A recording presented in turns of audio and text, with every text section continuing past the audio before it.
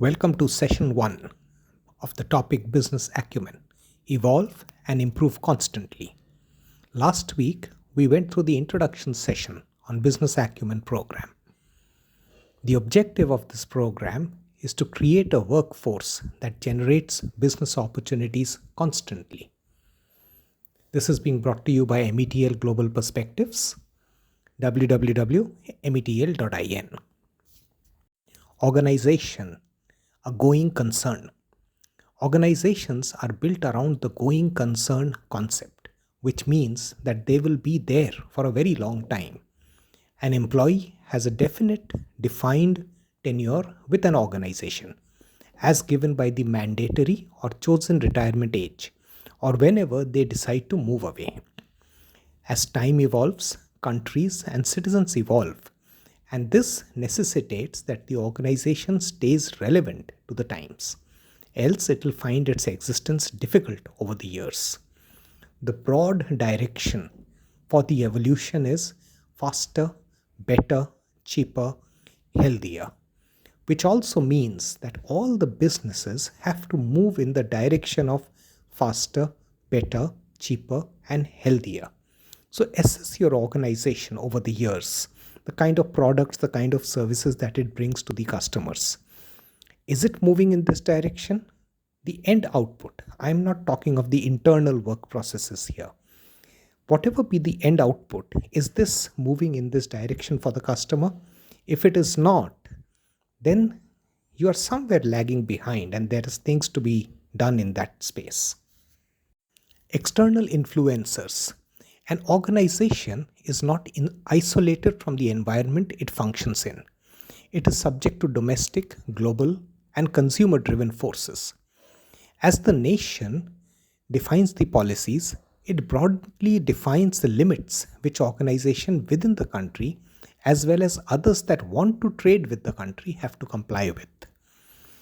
These can be classified as political, economic, social, technological, environmental, and legal norms that are within which the organization has to operate. There can be several examples of this, but I will just take one particular instance for each of these just to elaborate a little more. Political. We can talk of the reservation laws which are there in a country. An organization has to listen to that and has to follow them. Economic. There is this forex convertibility laws which an organization has to adhere to. Social. Women's safety at workplace. Religious beliefs at workplace. These have to be understood and adhered to. Technological. Crypto acceptance. Today, several countries accept crypto, several don't accept. But if an organization is working in a particular country, it is subjected to this particular rule around it. Environmental, mining and forestry. What are the norms around that? In some countries it is allowed, in some countries it is not allowed at all. And legal, laws like ban on plastics or laws which give a guideline in which a business can be operating in. The laws around cheating, the laws around corruption, these are all things which are external influences within which an organization has to function. Consumers want more. On the other side, there are these consumers. And as consumers always want more, organizations must be fast enough to put ever improving things on the shelves, even before the consumers think it is possible.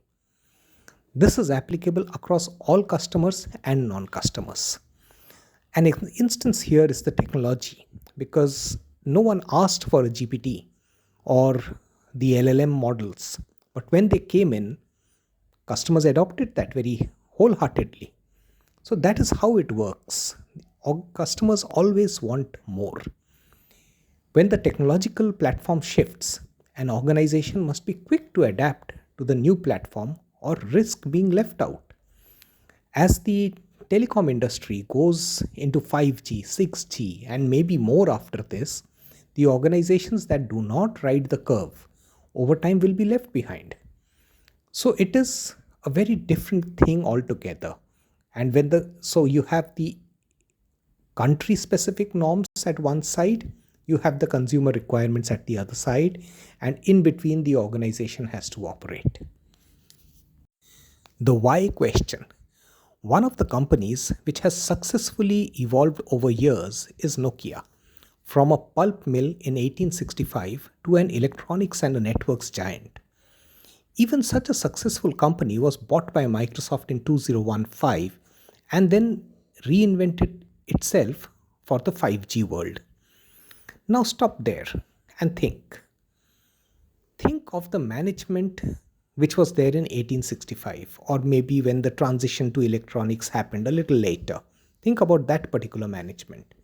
What would the management decision making scenario have been there when the large pulp and paper company decided to venture into electronics? How would the decision be made? Was it an easy decision? This is going from one domain to another domain altogether.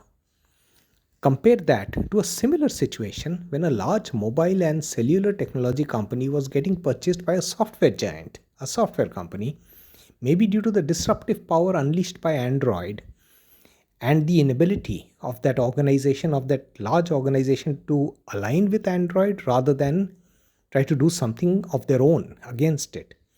Or was it something else altogether? Was it the inertia of that organization? Why couldn't why could an organization, that same organization with the same with a very different board of directors, could transition from pulp and paper to electronics and lead the space over time with inventions and innovations? Why couldn't the same organization with a much more enlightened board, having been in that business, dominating that space, still miss out? There's a lot to be seen here. Go behind into that why question to figure out what would have gone wrong there. Maybe the real reason one can't actually see, one can only speculate. But then it is important to ask that why question. When you're trying to understand business acumen, that why question is very important. Why could someone do something? Why could someone mess up something? Why could someone excel individually? Why could the same individual in a group was non-persuasive and as a group they decided something else? It's very important to think through all of these aspects when you're talking of business acumen. Defining right path at the right time. In the former instance, 1865 information would be scarce, while in the latter, in 2015, adequate information was available. Perhaps it was a mistake made with eyes wide open. And this is exactly where business acumen comes into play. The ability to gauge the right move in spite of less or no information and then stick to the path and make it work is what makes for great business acumen. Great leaders have great business acumen.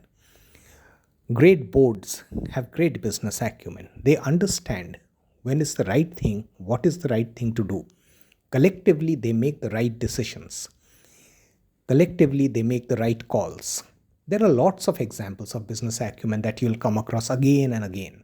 And I'll take an instance of Walt Disney out here.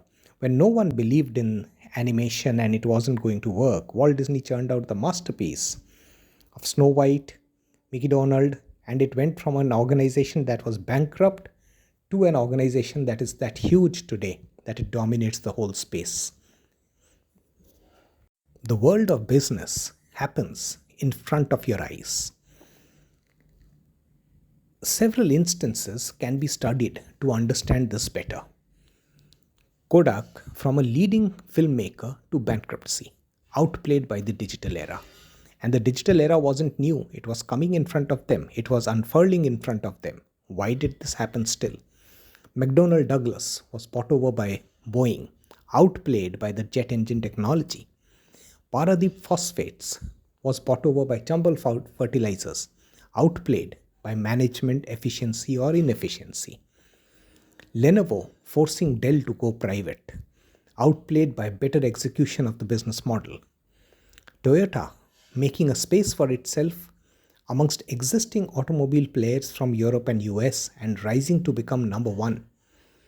Waste elimination, continuous pursuit of excellence and improvement, quality focus. Walmart changing the retail landscape in US with an everyday low price proposition. Other retailers were watching Walmart when it was happening, but they never thought that Walmart could become this big. In front of their eyes, it happened. Amazon wiping out traditional bookstores. All the bookstores could see Amazon. Why didn't they follow the model or wrap up before and invest into something else? Tesla forcing several automobile companies to give up diesel and petrol based engine technology, and the disruption is still playing out. We are yet to see what exactly happens in the full blown world of EV. Business happens in front of everyone. There is no element of surprise in it. The question is, why didn't someone see it coming? Whosoever is the leader, why didn't that person see it coming? And what was the assumption that the leader was living in? Or what was the thought that was there in the minds of those people? The path ahead. Every management always makes effort to constantly evolve the organization and improve it. However, there needs to be a broad direction to move towards. That direction is faster, better, cheaper, or healthier. And this is not about becoming bigger or integrating the value chain and therefore dominating a particular industry and the space. If there is such a move happening in your area of business where there is a newcomer who is perhaps in the fringes and who's basically demonstrating faster, better, cheaper, or healthier, understand that it is time to evolve your organization or get seriously challenged over the next few years. So keep a watch on the peripheries. This is where the innovation happens. This is where these young people or people with a different idea are standing at the corner with a space in the exhibition which is the cheapest, and they have got a product that they want to demonstrate. Few people go and see them in the beginning, but very soon, over a few years, they dominate because there is one or two such investors who take interest in this. Then they are full of energy and they have a new product altogether, and that goes and disrupts the whole market for the existing players. It is never about becoming bigger, putting more money. Again and again, the world of business has shown that it is about getting the value proposition right. There is just so much an organization can do by manipulating forces. Ultimately, it is the consumers and it is the business model which wins. Think about it and write down these. What are your thoughts at this point? What do you need to know more about? What do you need to do? What is the faster, better, cheaper, healthier option or the move happening in your industry or around you? What are you doing about it? Is there something which is moving very fast and your organization thinks that that is not going to impact in any way? Are there assumptions? Are there some choices that is being made which you might think is coming from legacy thought but does not hold in today's world? These are the things from where the business acumen generates. If that business acumen does show something needs to be done, it needs to be done, and it needs to be done now because the speed at which business moves nowadays is really, really rapid. Questions. Which industry around you is getting disrupted? A business that is not doing well, what do you think they should do? Is it due to policy, business leaders, technology, or the consumers turning away? Message me your ideas and I'll try to revert as soon as I can. I can be reached at Saugata @metl.in and on WhatsApp at 9966027808. Next week, I will take you through the session 2, employee mindset and the businessman mindset. Before an employee develops business acumen, they have to develop the mindset of the businessman.